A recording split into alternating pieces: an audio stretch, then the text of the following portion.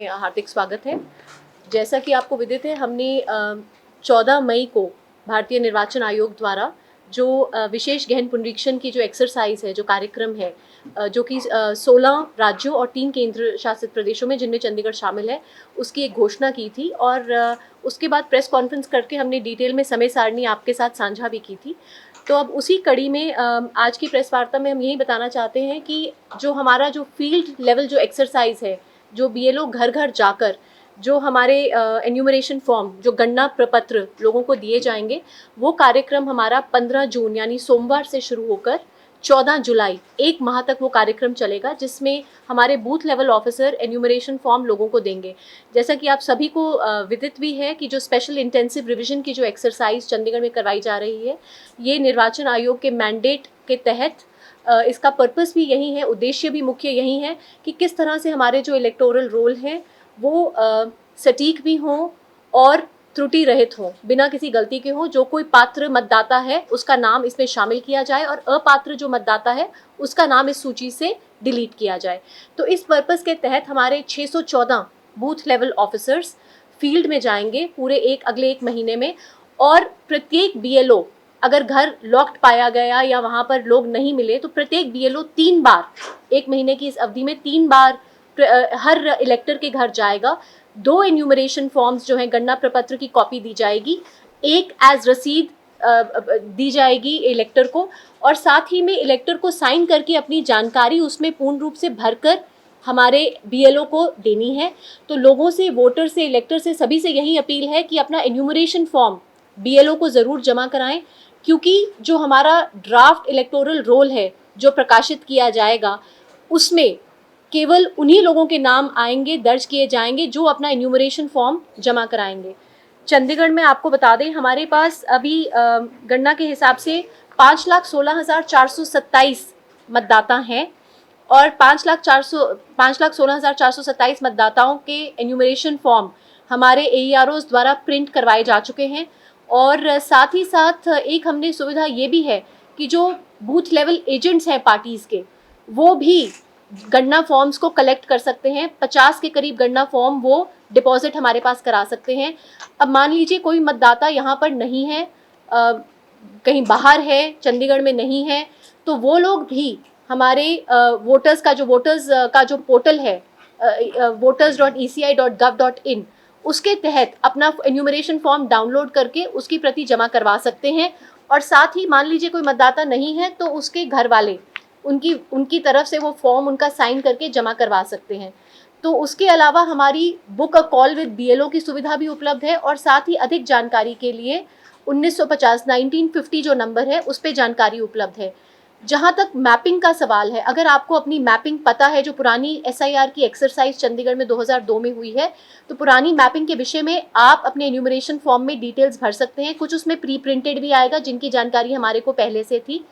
उसके अलावा अगर मान लीजिए आप जानना चाहते हैं, आपको मैपिंग की जानकारी नहीं है, तो ceo.chandigarh.gov.in पे जाके हर वोटर पुरानी एसआईआर में आपका नाम कहाँ पे था वो भी चेक कर सकते हैं। या ईसीआई के पोर्टल पर जाकर भी आप, अगर आपका किसी और राज्य में अगर मैपिंग हो रखी है, वो भी बता सकते हैं। एक साथ 2026 डेट है जहाँ पे जो इलेक्टर अगर 18 वर्ष के हो गए तो वो अपना फॉर्म 6 भी जमा करा सकते हैं। और क्लेम्स और ऑब्जेक्शंस के समय जब ये डिसाइड किया जाएगा तो उनकी भी इंक्लूजन इस रोल में कर ली जाएगी। अब जो लोग अपना फॉर्म जमा नहीं कराएंगे, ये बात दोबारा बताई जा रही है कि जो लोग एन्यूमरेशन फॉर्म जमा नहीं कराएंगे, उनकी तस्दीक जो है बीएलओ इस तरह से कराएगा, या वो एब्सेंट थे, या स्थानांतरित हैं, या मृत हैं, या माइग्रेटेड हैं, या डुप्लीकेट हैं, तो उनके नाम ASDD जिस कैटेगरी को हम कहते हैं, एब्सेंट, शिफ्टेड, डेथ या डुप्लीकेट, उनके नाम गणना में नहीं लिए जाएंगे, जो मतदाता सूची में नहीं लिए जाएंगे। तो हम सभी से अपील यही है, रेजिडेंट वेलफेयर एसोसिएशन से, लोगों से, कि सक्रिय रूप से सहभागिता करके इंश्योर करें कि अपने एन्यूमरेशन फॉर्म ज़रूर जमा कराएं। हमने इस पूरी प्रक्रिया में जो हमारे AEROs हैं, 8 जगहों पर हमने स्पेशल हेल्प डेस्क भी लगाए हैं। अब उनका मैं सिर्फ एक मेंशन ही करना चाहूँगी कि हमारे AEROs जैसे कि SDM सेंट्रल, म्यूनिसिपल कॉरपोरेशन का दफ्तर सेक्टर 17 में, SDM ईस्ट का दफ्तर, सेक्रेटेरिएट बिल्डिंग सेक्टर 9 में, म्यूनिसिपल कॉरपोरेशन का मनी माजरा का दफ्तर, SDM साउथ का दफ्तर, ओल्ड सेक्रेटेरिएट बिल्डिंग सेक्टर 9 में और लेबर डिपार्टमेंट का दफ्तर सेक्टर 30 में। यहाँ पर हेल्प डेस्क भी लगाए गए हैं लोगों की सुविधा के लिए। और उसके अलावा जैसे कि मैंने कहा कि आप हमारे 1950 नंबर पे एडिशनल जानकारी भी हासिल कर सकते हैं, या book a call with BLO की जो ऐप है उसके माध्यम से भी इस विषय में जानकारी ले सकते हैं और अपने BLO से संपर्क साध सकते हैं। BLOs को विशेष रूप से ट्रेनिंग दी जा चुकी है कि वो किस तरह से लोगों को असिस्ट करें, लोगों का मार्गदर्शन करें, फॉर्म्स को भरवाने में असिस्ट करें। कोई भी इसके अलावा डॉक्यूमेंट नहीं लिया जाएगा इस स्टेज पर। लोगों को सिर्फ अपना एन्यूमरेशन फॉर्म भर के पूर्णतः उसको जानकारी उसमें ठीक तरीके से देनी है, क्योंकि अगर वो गलत जानकारी देते हैं तो RP एक्ट के सेक्शन 31 के तहत पीनल एक्शन के लिए भी लायबल है। तो बहुत सोच समझकर वेरीफाइड रूप से अपना फॉर्म जमा कराएं। तो हमारी तरफ से सभी चंडीगढ़ के इलेक्टर्स को यही एक अपील है। हमने अपनी तरफ से BLAs जो बूथ लेवल एजेंट्स हैं पार्टीज़ के, और हमारे पास चंडीगढ़ में यहाँ पर लगभग 1500 से ऊपर बूथ लेवल एजेंट्स हैं जो विभिन्न पॉलिटिकल पार्टीज़ के हैं। हमने उनके साथ भी उनको भी विशेष ट्रेनिंग दी है। 1625 बूथ लेवल एजेंट्स हैं, उनको भी हमने सेंसिटाइज किया है कि किस तरह वो भी जाकर लोगों को असिस्ट कर सकते हैं। और जो भी अनमैप्ड वोटर्स हैं उनको कोशिश करके अगर मैपिंग अवेलेबल है तो मैप करवा के एन्यूमरेशन फॉर्म भरवा कर जमा करवाएं। तो हमारा पूरा ये प्रयास रहेगा। अभी हमारी 74.22% मैपिंग हुई है। 5,16,423 वोटर्स में 74% हमारी मैपिंग हुई है। हमारा प्रयास यही रहेगा कि ज़्यादा से ज़्यादा लोग मैप, या जो भी अगर जिसके पास कोई जानकारी नहीं है तब भी वो एन्यूमरेशन फॉर्म अपना साइन करके जमा ज़रूर करवाए। वो क्लेम्स और ऑब्जेक्शन की स्टेज पे हमारे AERO साहिबान उनको बुलाकर उनसे अगर कोई डिटेल्स चाहिए तो उनसे तस्दीक करके उनके नामों को इंक्लूड या एक्सक्लूड करने का फैसला, निर्णय लेंगे। तो आप सभी से, मीडिया के बंधुओं से भी यही हमारी अपेक्षा है, यही हमारी रिक्वेस्ट है कि आप भी क्योंकि इसमें काफ़ी सारी एक्टिविटीज़ हम वोटर अवेयरनेस की भी करेंगे, इलेक्टर अवेयरनेस की, जिससे लोगों को पता चले। कोई मान लीजिए यहाँ पर नहीं है तो उनकी भी जानकारी के लिए साइकिल रैली है, उसके अलावा वॉकथॉन है, पोस्टर्स बैनर्स लगाए जाएंगे, सेल्फी पॉइंट्स पुट अप किए जा रहे हैं। तो हमारी सभी से यही रिक्वेस्ट है कि आप अपने अखबार के माध्यम से भी एडवर्टीजमेंट भी दी जाएगी, जिंगल्स भी चलाए जाएंगे। हम एक मोबाइल गाड़ी और वैन भी चलाएंगे जिसमें लोगों को बेशक कूड़ा गाड़ी पे कोई एक जिंगल या म्यूजिकल भी चलाएंगे, जिससे लोगों को अवेयरनेस ज़रूर है कि ये फॉर्म ज़रूर भर के देना है, क्योंकि समय अवधि हमारे पास 1 माह की ही है, तो इस समय के दौरान ये देना है। उसके अलावा बस यही बताना चाहेंगे कि जो हमारा ड्राफ्ट, एक बार जब एन्यूमरेशन फॉर्म हमें मिल जाएंगे तो हमारा जो ड्राफ्ट इलेक्टोरल रोल है वो 21 जुलाई को पब्लिश किया जाएगा, 21/7 को पब्लिश किया जाएगा। 14/7 तक जैसा मैंने बताया कि ये फील्ड में रहेंगे। 21/7 को publication of draft electoral roll है। उसके बाद किसी के दावे हैं या किसी की कोई आपत्ति है, क्लेम्स और ऑब्जेक्शंस हैं, उसका जो समय है वो 21/7 से लेके 20/8 तक का है। उस समय में कोई भी व्यक्ति जिसे लगता है कि उसका नाम, वो पात्र मतदाता है, उसका नाम रह गया है या किसी भी कारण से वो अपना क्लेम और ऑब्जेक्शन फाइल कर सकता है। नोटिस का जो डिस्पोजल का पीरियड है वो 21/7 से ही शुरू है, यानी पहले दिन से ही AERO साहिबान अपने पास बुला सकते हैं लोगों को, ताकि जल्दी से जल्दी क्लेम्स और ऑब्जेक्शंस का निपटारा किया जा सके। और ये पीरियड 21/7 से लेकर 18/9 तक का है, जिसके पश्चात जो हमारी फाइनल इलेक्टोरल रोल की जो पब्लिकेशन है वो 22/9/2026 को है। तो हमारी जो, जिसको कहते हैं हम त्रुटि रहित और पूर्णतः जो हमारी इलेक्टोरल रोल है उसकी पब्लिकेशन 22/9 को है। तो इसी के साथ आपसे यही अपेक्षा, आपसे यही गुजारिश रहेगी कि आप ज़रूर अपने भी चैनल्स के माध्यम से लोगों तक ये बात पहुंचाएं कि इसमें सहभागिता करें, और एक जो हमारा ये दायित्व है कि हम इंश्योर करें कि सही हमारे इलेक्टोरल रोल्स बने और त्रुटि रहित रहे, और अच्छे से सटीक रूप से हम इसको सही तरीके से ये कार्य को आपकी सहभागिता से पूर्ण कर सकें। बहुत बहुत धन्यवाद।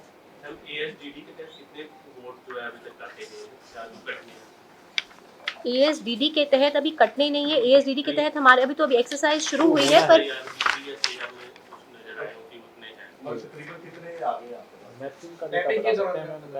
मैपिंग का बता सकते हैं कि 74% है। पर हमारे यहाँ पे ओवरऑल जो था कि हमारे वैसे जो इलेक्टर्स से पुरानी जो हमारी स्पेशल समरी रिवीजन हुई है, 6.48 लाख इलेक्टर्स थे हमारे उस समय पे। अब आज की डेट में हमारे पास 5,16,427 इलेक्टर्स हैं। 20% के करीब ASDD है प्री SIR में, 20% के करीब। 10,000 के करीब, 9,700, 10,000 के करीब।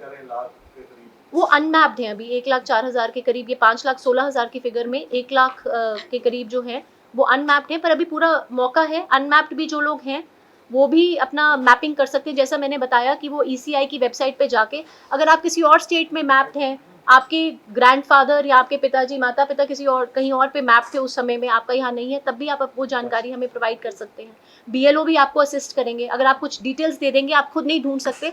और मैं एक बात ये कहना भूल गई कि हमने NSS वॉलंटियर्स को भी इंगेज किया है इसमें, कि वो साथ में जाकर, खासकर जो दिव्यांग लोग हैं, खासकर जो बुजुर्ग हैं, उनकी विशेष रूप से सहायता की जाए। उसके लिए हमने उनको भी एनलिस्ट, उनकी सर्विसेज भी एनलिस्ट की है। पॉलिटिकल पार्टियों को कॉम्पिटिशन में आपने लिया ही होगा, तो उनसे बात हो रही है आपकी, तो भी बाद में वो कहते हैं कि हमारे यहाँ इतने वोट आ रही है।